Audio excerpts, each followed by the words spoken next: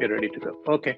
And Dennis, there were a number of questions on the chat window. That's the way people have been asking questions. So maybe you can take a break in between to read all of them and answer them, or you can answer them as you see them. So, but people have been typing the questions if they have any in the chat window.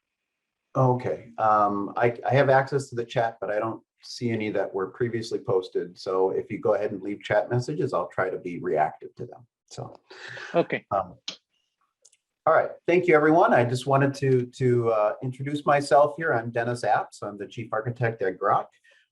And I hope to be able to speak a little bit in detail about our hardware architecture, our software stack, and kind of some of the initial traction with some of the use cases that we're having for the Grok hardware.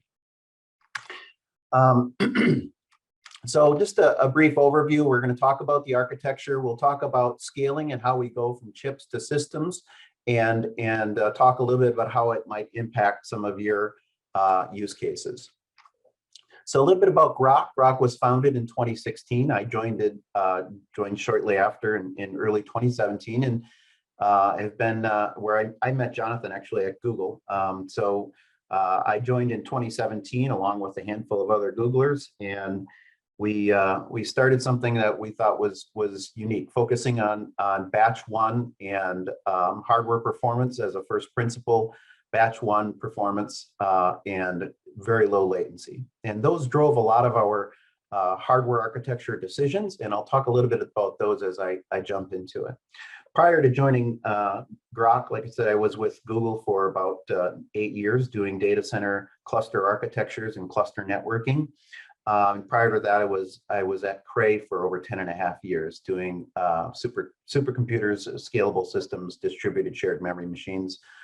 You may have seen some of them or used some of them in your labs. Hopefully you have the whole line of Cray XT series and what evolved into the Dragonfly network and the Slingshot networks more recently. So some of this may look familiar. Some of it will hopefully be very new. So the architecture is a spatial architecture. It's a SIMD architecture, and it's built on first principles around the tensor data type abstraction. And in particular, we've got a number of functional units on the chip that are dedicated for deep learning operations. In particular, we've got a vector unit in the center of the chip. Around it is kind of sandwiched our on-chip SRAM, which is 220 megabytes of scratch pad memory. And by scratch pad, I mean there's no replacement policy. It's not managed as a cache. It is explicitly managed by software. It is, for all intents and purposes, your on-chip main memory. It also has what we call an SXM, or switching execution module, which is for data movements on the chip, in particular data movements between the super lanes. As you can see, the chip is very regular, and that regularity comes from the fact that we have a 320 lane SIMD architecture that's built on this abstraction of a 320 lane programming model. So there's 320 lanes that are really built from 20 super lanes, and each super lane is 16 elements. So 20 times 16 gives you a total of 320 elements in each super lane, elements in the vector, excuse me. And then we have an instruction control unit. Of course, it's a fairly small, actually, a very small chunk of the design. Less than 3% of the overall die area is committed to instruction control, because we very consciously made some hardware software trade-offs, made some explicit control, turning over explicit control to the software and the compiler in principle, and avoiding a lot of the complexity of the front-end complexity of instruction scheduling and dispatch and speculative execution that goes into a modern superscalar out of order, aggressive out of order processor. So that ICU is managed, it's fairly small, and we'll talk about this. There's actually 144 parallel instruction queues, and that serves to be your instruction level parallelism. And then on the top and the bottom of the chip, you'll see our, it's labeled as I/O here. It's our chip-to-chip network, and we'll talk a little bit about that as we go forward. So what I'm going to do is kind of zoom in on this picture, and this is kind of the 30,000 foot view. We'll zoom into the 10,000 foot view and talk a little bit closer about this. As I said, kind of fundamental to this is our on-chip SRAM, which is 220 megabytes, and it provides a capacity of around 60 terabytes per second that we connect up to our streams. And our streams are the conduit for carrying our operands and results between these different data functional units. Okay, and so the streams are essentially your data conduit. Think about it as a tensor assembly line, and at each point of the assembly line, we can pick up tensors out of the streams, use them, compute on them, and then deposit them back. There was a question in the chat asking if I said 144-way instruction level parallelism. That's correct. So there's a total of 144 independent instruction queues. Some of those are multiple way dispatches. So in principle, the chip can have a maximum instruction level parallelism of up to 444 concurrent instructions. So 144 is kind of that's the instruction level dispatch, and then each of those paths have multiple dispatch paths. In some cases, for example, memory can issue up to four instructions per cycle. So so let me talk a little bit about the matrix units that are on the end here. You can kind of see they're sort of like bookends and data flows east and west on the chip, and uses these large matrix multiply units. One of the questions was, are these systolic arrays? And it doesn't behave like a systolic array, but it takes advantage of temporal locality in the same way that a systolic array does. So I'll get at some of the additional questions and some questions about VLIW as well as we go through this. So this is kind of swooping in on this from the 10,000-foot view going down to the 1,000-foot view, kind of how these different functional units interact. And you can see the data switch here unit is actually broken up into different instructions that do shifting, vector shifting, transposing, permuting, moving data within the superlanes and then between superlanes. And so that's kind of the level of abstraction for data movement. At the very end of this are these big 320 by 320 matrix multiply units. And there's a total of 4 320 by 320 MXMs on the chip. And they do both integer and floating point, specifically int8 accumulated as int32 and FP16 accumulated as FP32. And again, in the center is our vector unit, which we have 16 vector units per lane. So 16 times 320 for a total of 5,120 vector ALUs on the chip. So let's swoop in a little bit closer and look at what these individual superlanes kind of look like and how we treat them. In a typical CPU, right, when you do a load store architecture in a RISC machine, if you do a load from memory, it gets loaded into a register, and you can use that register at your convenience. You can come back 2 weeks from now, and if you haven't perturbed the contents of that register, it's still there. In our streaming architecture, when you do a vector load, you're loading it into a stream register, and it's literally moving. So the next cycle, it's heading east or west, and data is flowing on the chip. So you have to have some intent of what to do with it. In other words, you can't load dead code and have it, load something and come back 2 weeks later. It's simply not there. It's flowing, and 20 cycles after it's loaded, it's off the chip. So that when you load a vector, you have to have something in mind to do with it. For example, you're gonna add some 2 vectors together and store the result, or you're gonna do something intent with that. And so when you load a vector, it's with a direction. So vector memory operations have a semantic to them that allows you to say which direction do you want that vector to flow, east or west, and then it literally starts flowing on the chip. So again, the idea here is to be able to set up a data tensor-like pipeline and be able to pick up the tensors as they flow by, operate on them, and put them back into the tensor stream. All of this is pipelined, fully pipelined, so that you can you have it completely available to you. And one of the questions here was, what's the difference between streaming and pipelining. So the way to think about this is each of these super lanes are pipelined, right? But in a streaming context, when you do a load, the data starts flowing. So it has a direction and a data flow associated with it. So it's literally moving. You can think of a normal processor as it's pipelined. Obviously, it has a pipeline in place, but there's nothing intrinsic about the memory operations. When you do a load, for example, it doesn't start any action. It doesn't do anything as a result of that. In this architecture, data starts literally flowing, and you want to be mindful of that as you build your data flow patterns.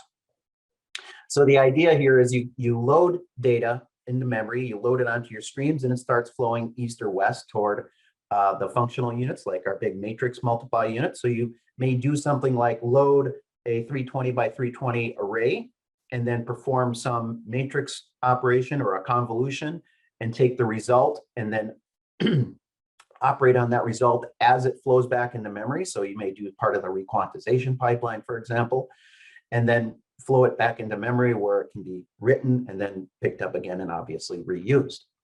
So this allows us a way to essentially just kind of a nice little execution model where we decouple the memory access. In other words, the operand accesses are decoupled from the execution units that are operating on them. And this is a very old idea, comes from a nice paper from like 1978 by Jim Smith, and it was kind of fundamental to some of the early Cray 1 architecture. And this decoupled access execute allows us to keep thousands of memory references pipelined in the memory system. We don't have the typical load store unit kind of bottleneck where you would issue a certain number of loads, and then you have to wait for all the replies to return from a long memory latency. So what it allows us to do is really keep, like I said, literally over 3,520 memory references in flight at any given time. So let's swoop in just a little bit closer and look at how we've taken kind of a traditional approach, taken a different approach than a traditional kind of mini core. On the left side here, we've got kind of a traditional kind of mini core where each core is homogeneous, and then we take that. Each core is you can think of it as a collection of different things needed to execute. For example, an integer unit, a floating point unit, a load store unit, which consists of a data cache and instruction cache, and then some network interface to talk to other cores and then outside of your chip. And then, of course, there's instruction dispatch and control. So these are kind of the basic building blocks. And if you kind of look at how this maps to the kind of canonical Patterson-Hennessy 5-stage pipeline, you see this fetch, decode, execute, memory, and write back. These are when you were learning computer architecture at your mother's knee, these are the different stages that it went through. What we've done is we've explicitly removed the execution stage from all of our functional units like vector and MXM. Instead, every functional unit has a kind of a very special purpose. Think about it as a special purpose pipeline that is able to take advantage of their operands or their instruction set. For example, so the memory system only does reads and writes and gathers and scatters, right? So it's reading contents of memory, putting it onto a stream where it gets sent over to, for example, a vector unit. And that vector unit doesn't have any load or store instructions. It only operates on streams. So it's taking the incoming streams, performing some vector operation, and writing the result out to memory, for example. And as I mentioned, we take all this abundant instruction level parallelism and we put it to good work. And when I say there's 144-way instruction level parallelism, that means there's a lot of instruction fetch bandwidth that we have to be able to execute. And in particular, there's over 2 terabytes per second of just instruction fetch bandwidth. So obviously this is all instructions that we're executing out of our SRAM. And we have a small sliver of our SRAM bandwidth that is used to just feed the instruction units. And we have plenty of bandwidth. Like I said, we have about 60 terabytes per second of SRAM bandwidth in the mem slices to be able to deliver the kind of instruction fetch as well as operand bandwidth and result bandwidth.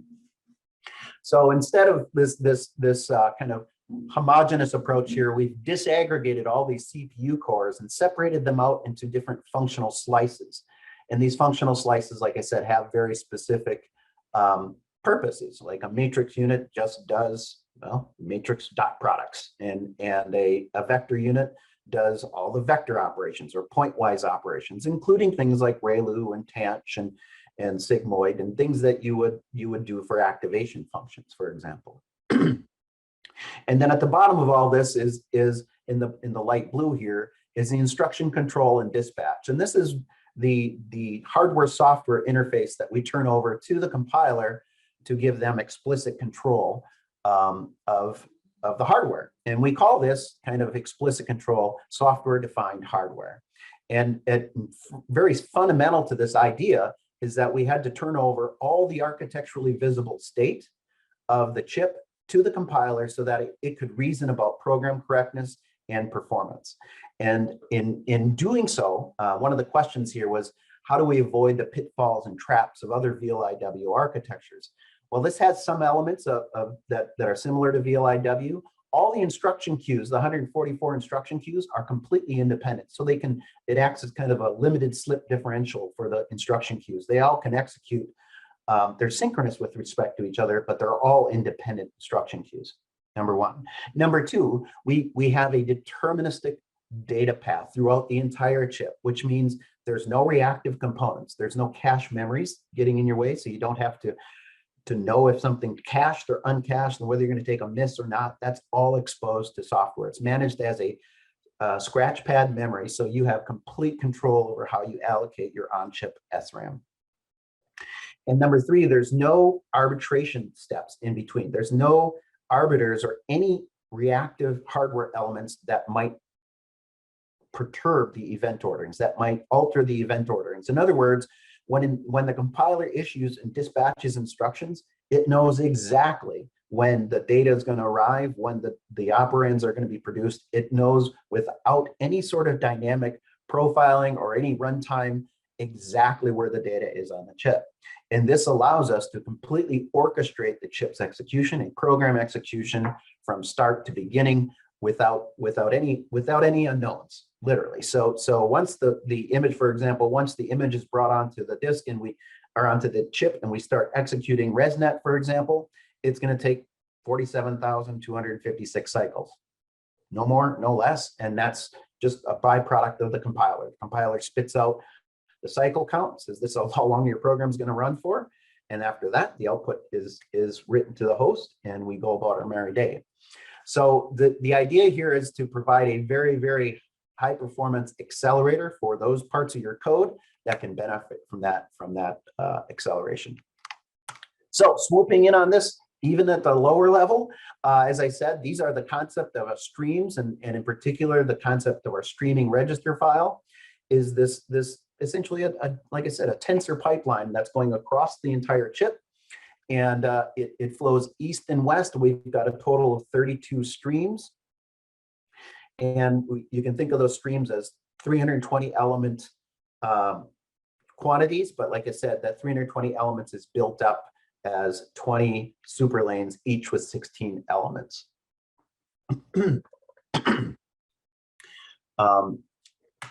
Okay. So as I mentioned, this is a SIMD instruction. So we're actually issuing and dispatching instructions, and instructions flow from these little blue boxes on the bottom of the chip, the instruction control unit, as I pointed out, and they flow north and they get dispatched in a cycle by cycle manner. So yes, they're being executed in lockstep across all the different super lanes, and then all the chips are maintained in lockstep across our chip-to-chip channel, which I'll talk about a little bit later. So just to kind of give you a brief kind of day in the life, so to speak, of how instructions execute, you can see they're executed on a tile by tile basis. So they execute in a very pipelined way. So one way you can think about this is pipelined instructions are executed over 20 cycles in a pipelined manner, and data is executed in a pipelined manner in the east-west direction, and instructions are pipelined in a north direction. So there's multiple dimensions of data pipelining here as you can kind of envision. A little bit about compute, memory, and I/O. I will just mention here that the chip was designed to, in principle, be able to operate at 1 petaopt, and that's for integers, and that's operating at a magical frequency of a little over 1 gigahertz. Our current silicon does not operate at over a gigahertz, so I just want to put that out there. I'm just kind of talking principles, and in practice, we're not achieving that. What we're achieving is around 900 megahertz. So the actual performance on the chip is around 750 to 800 teraflops, or 800 teraops in that area, when you take into account the operating frequency and the power limitations. Of course, all of this is being driven by a host, a very lightweight user land communication to the host CPU, very, very lightweight. So you can basically incorporate this into your existing codes, and I'll kind of talk a little bit about that. And then the chips are connected through our proprietary chip-to-chip network that is able to take advantage of the abundant bisection bandwidth in the network. So real quick, I'm just going to show a roofline diagram because it's kind of compulsory. Roofline diagram again kind of shows two operating regimes, and under the slope region is where your memory bandwidth limited, and then where your the roof line, so to speak, the roof is there where your ALU limited. In other words, where you've saturated all your ALUs and everyone is completely busy.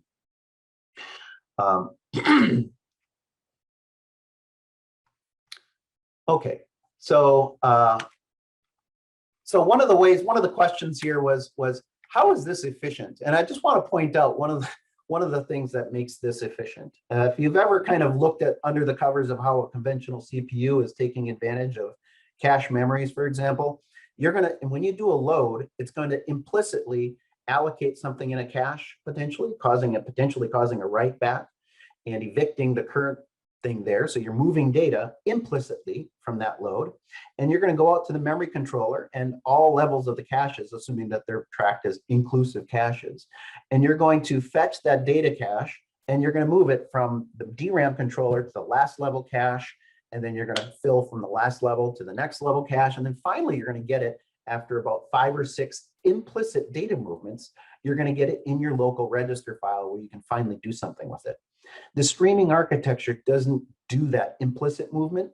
There's explicit movement of taking it out of memory and putting it on a stream register where then you are consuming it. And not only you are consuming it, but you can reuse that. In other words, you can consume it and use it in the vector unit and do several vector operations on it, not just one. You can get good temporal reuse out of it, as well as the different functional units can chain together. And I'll talk a little bit about that. And that's how you get additional efficiency out of this, is that you're using and exploiting that data flow locality and building upon it, and not just implicitly moving data around like a conventional core would do. To illustrate this idea, let's take a look at how we might chain operations in a vector unit.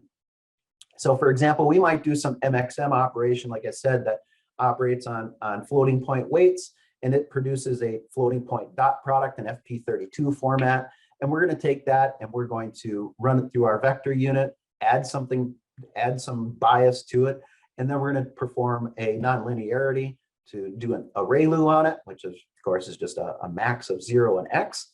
And then we're going to do some conversion. We're going to convert that to a different data type.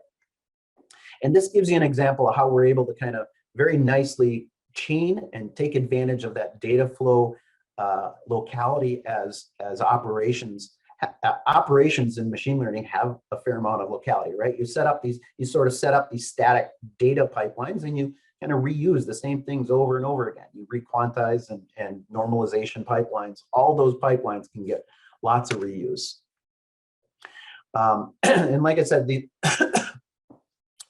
at the center of the chip is our vector processing unit, or VXM, and that does all of the heavy lifting for pointwise elements. When I say pointwise elements, I mean literally just that, right? It takes a tensor and you look at it just from a vector by vector basis, just a singleton at a time. And so you stream these things through the vector processor, And the vector processors are each super lane, they're laid out as essentially a little 2x2 mesh that are connected together. And you can kind of chain these ALUs together, just as I kind of indicated before, where you want to maybe do some accumulation and then do an add and then maybe a ReLU and then cast it using a conversion instruction. And so you can set up these pipelines. And of course, like I said, there's up to 16. You can kind of chain these in a way that allows all 16 ALUs to be used within the lane. Often, as it turns out, often the data pipelines allow us to have, for example, you have four MXM pipelines. Each one of those will be producing an FP32 result or an INT32 result every cycle. And then we take it and run it through our VXM. It's usually, say, four instructions in a VXM to do the conversion, scale, ReLU, and another convert. And then you can plop it back into memory. So you very nicely used all 16 of your ALUs, all 4 of your MXMs, and they kind of very nicely support each other in that respect. So that's the idea of chaining and chaining together different operations. And if we have a visualization tool that allows you to, as a user, to kind of see this chaining, excuse me, and see this data flow as it happens. And the way to view this, if you haven't seen it, it's in the SDK, the Grok SDK. It's called Deco. Let's just do a quick time check here. We're good. We're about coming in on half an hour. So if there's any questions, continue to ask questions, please. I'll try to get to them. Time is flowing from top to bottom here in this sense. And we're reading multiple things in parallel from our memory. You see these read instructions here at earlier times, and that flows into, excuse me, the vector unit here, which is the red blocks, and the blue box. They're performing negate and exp functions, for example, adding something to it and then writing it back out to memory, for instance. So this shows you kind of the day in the life of a tensor as it gets read from memory, operated on, and written out to memory as an example. And it very nicely allows you to see any kind of stream gaps or any stream data flow problems or things like, oh, I wrote, you load something in from memory, you wrote it to the wrong stream register and you're consuming it from a different one, for example. It just kind of helps you visualize that, because like I said, there's a lot of concurrency going on, and it's you have to wrap your brain around all these tensors. To help us wrap our brain around the tensors, we've got a software development kit, okay, which consists of really 5 kind of components, and they correspond to the compiler at the high level. Would provide a compiler that's able to take TensorFlow or PyTorch. And then we have a Grok API, which is kind of our bare metal path for using HPC codes, and that's written in Python. So you can interface with a chip through Python or through our compiler flow, or as the case may often be, a more hybrid approach where you're using both the compiler, but you may have some custom operation or some custom component that you want to really hyper optimize and take advantage of that. One common use case that we're seeing is we build scalable systems from this, and then you take your MPI and your OpenMP codes that you have already. Then we'll talk a little bit about kind of how we graft those programming models onto our hardware.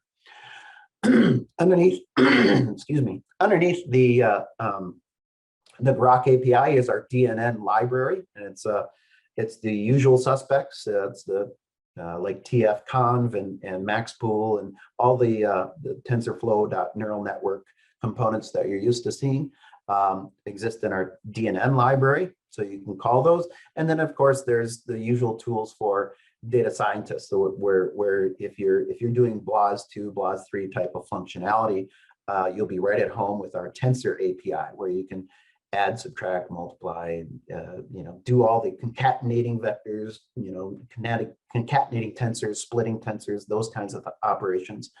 And then, like I said, lastly, is being able to visualize and wrap your head around all of this. Well, one of the things that the compiler does is it literally provides the scheduling of all the functional units on the chip.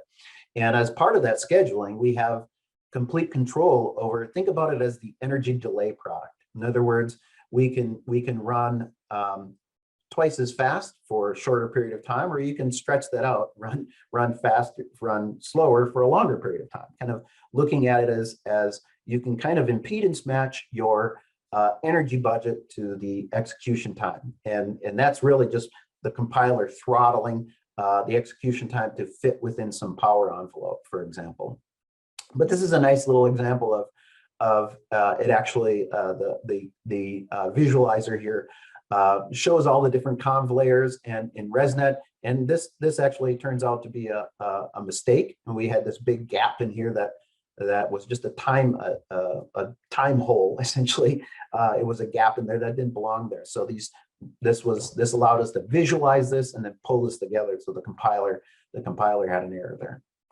But that's the idea is that we can literally provide software-defined hardware and software-defined performance isolation, because the compiler has explicit control over the execution of every instruction. Again, kind of looking at this in a more familiar software stack approach, you see the different components. Like I said here, our Grok API is kind of our bare metal hardware components that consist of the neural network on top of a tensor level API, which is on top of an instruction API, which is really our kind of assembly level instruction code. All of this gets delivered kind of through a variety of chips, cards, nodes, and racks. So we build and exploit all the packaging hierarchy available to us and take advantage of the compute density that it buys us.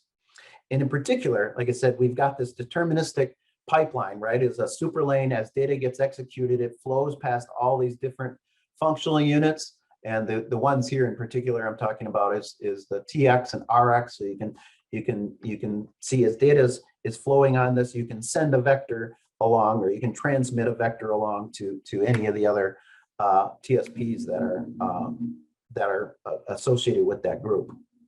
So as one of the earlier questions, we keep them all in lockstep with each other, and these are plesiocronous links, which means that they're synchronous within some tolerance, right? And that tolerance is dictated by the tolerance of the crystals that are driving their clocks. In particular, we're using frequency or crystals that are about 50 parts per million in tolerance. And so we periodically have to, in order to keep these in lockstep, we periodically kind of tap the brakes, make sure all the chips are in lockstep. After that, we can kind of continue to operate by communication synchronously. And by synchronously, I mean synchronously, right? When I send a packet send a vector to another TSP at some time, it knows exactly at that time that it can consume it. And there's a nice producer-consumer relationship that follows from that. So we've had a number of questions, and I apologize, we ran a little bit over, but I wanted to get to any new questions here. To add support for a new operator in the compiler, what additional manual effort is required? So as I mentioned before, the common flow here is Grok API allows you to build custom components, and then you build those custom components and include it in your compilation flow.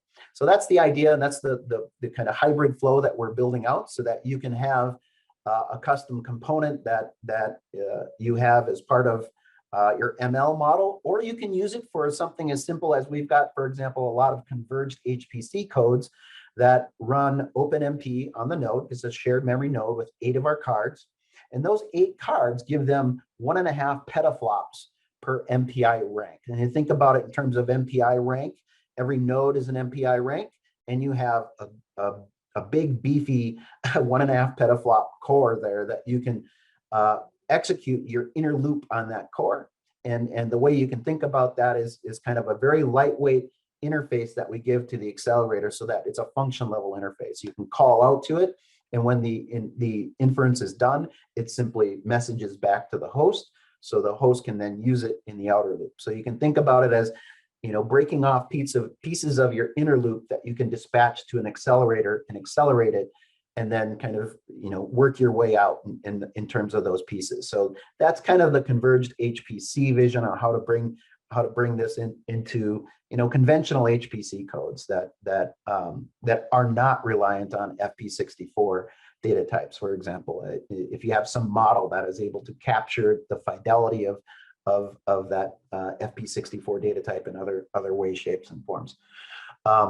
Thank you. I wanted to give you a few more minutes. And there was another question in here. How does the compilation time for the application to run? So the compilation time has been in many ways improving and getting a lot better, but it's measured in terms of seconds and minutes now. So initially we had a lot of bigger codes as we tackled larger HPC codes, in particular a lot of iterative codes for doing like linear regression, using a linear regression model and doing iterative refinement of that model. We were able to really get a lot of value out of that iteration in the MXM, these very large functional units that we can take advantage of that true point accuracy. And then lastly, there's a question about Google's TPU as a direct competitor to Grok. I didn't work on the TPU at Google. I don't particularly have a dog in that fight, so to speak, but I don't view it as a direct competitor, although I'm sure Google would. But we're really targeting very low latency batch one. They made different trade-offs. We have a longer vector length, and we have essentially very low latency. And took a very scalable, different approach to our scalability. And we build networks of these chips that are essentially very low diameter networks that allows us to put together multiple racks using a dragonfly topology. And so they took a very different approach in terms of how they build systems from them, and then how they use the device is very different as well. Any other questions? We've got a few minutes, just 5 more minutes, if I can answer any additional questions. We are hiring. I would encourage anyone, if you've got friends, family looking for interesting work in machine learning, mathematics, firmware, system software, you name it. Is there any papers or technical reports on the low-level software and compilers? We published a paper in ISCA of 2020. So there was a paper on the architecture that was published last year. We've got a short white paper that we have internal. We can share with you on the Cholesky algorithm, implementing a fast Cholesky that kind of looks at some of Jack Dungar's work in this area and improves upon that. But that hasn't been published anywhere. That's just internal, and I'd be glad to share that with anyone who's interested. Is Grok open to free trial? We are trying to set up a good cloud environment for people to kick the tires and to bring your codes and run on the SDK in a virtualized cloud environment. So that will be coming in the very near term. The question is, does this work with traditional HPC applications? Our first Lighthouse customer is really a more traditional HPC application. Like I said, in fact, it builds on the programming model where you have OpenMP within the node and then MPI across the node. So it's a classic, shared memory underneath distributed memory communication model. And we're taking that model, and we basically take parts of the inner loop and we optimize it, right? We run it on the accelerator. But as I said, we're developing this kind of slowly so that we can use, for example, MPI all reduce with, commodity hardware, as well as our accelerator kind of bolted onto it. So it allows us kind of a nice glide path to be able to take your more conventional HPC codes and optimize function calls within it that are maybe very compute intensive that you want to take advantage of. The question is, did we consider about using an FPGA instead of a custom ASIC? Yeah, I mean, we certainly couldn't get the kind of flop densities and in particular bandwidth, in particular the amount of wire density that we get with an ASIC is just far superior. So if you look at the technology drivers that drove batch one, it was really the amount of wire density, the cross-sectional wire density we can get to feed the 32 streams east and west. Each of those streams are 320 bytes, and that's a lot of data moving on the chip. As I said, there's 80 terabytes per second of stream bandwidth, and that's coupled to our 60 terabytes per second of SRAM bandwidth. In other words, we need more stream carrying capacity than what the SRAM can deliver for obvious reasons. Non-symmetric, ill conditions linear systems. So non-symmetric, non-SPD type matrices we haven't specifically played around with. The Cholesky example assumes a symmetric SPD. We're now starting to play with other asymmetric, but there's nothing particularly magic about it. Any kind of code where you have vector times a matrix multiply, or matrix multiply, we're going to just be able to do really, really well. It's just designed from first principles to be very efficient at those kind of linear algebra operations. And of course, those are the workhorses for deep learning. What does a system cost? That you'll have to reach out to Grok to talk about, but we absolutely are driven to provide the highest amount of compute for the lowest amount of dollars, be very ubiquitous in terms of what we deliver in tops per dollar as a metric. Any other last minute questions? So, Dennis, I don't know if you answered Elizabeth's question about whether the registers can hold non-streaming data or if everything absolutely must stream or something like that. I apologize, I did not see that. So the question is whether the streaming registers can hold non-streaming data. And the answer is no, right? The streaming registers are really just the conduit. What holds non-streaming data or static data is the on-chip SRAM. And so the way you can think about the on-chip, our on-chip SRAM is made out of the same components that you would normally build a register file from. So you have single cycle access to it. It's fully pipelined, so you have very, very low latency to it. So if you need to store something for any amount of time, you would store it in your on-chip SRAM. And then when you're ready to use it, you load it from SRAM, and you think about it as it goes from a static vector into a dynamic stream, and it actually starts flowing once you load that vector and it loaded into the stream, it starts flowing, loaded into the stream registering file, it starts flowing on the chip. So that's the distinction between a static vector versus a stream that's actually in flight. Okay, well, thank you, everyone. I appreciate the time and attention. I hope you enjoyed it. If there's anything that you can, any additional questions, please feel free to reach out to Grok. And I think there's a couple of info here so you can follow us on LinkedIn or reach out for info on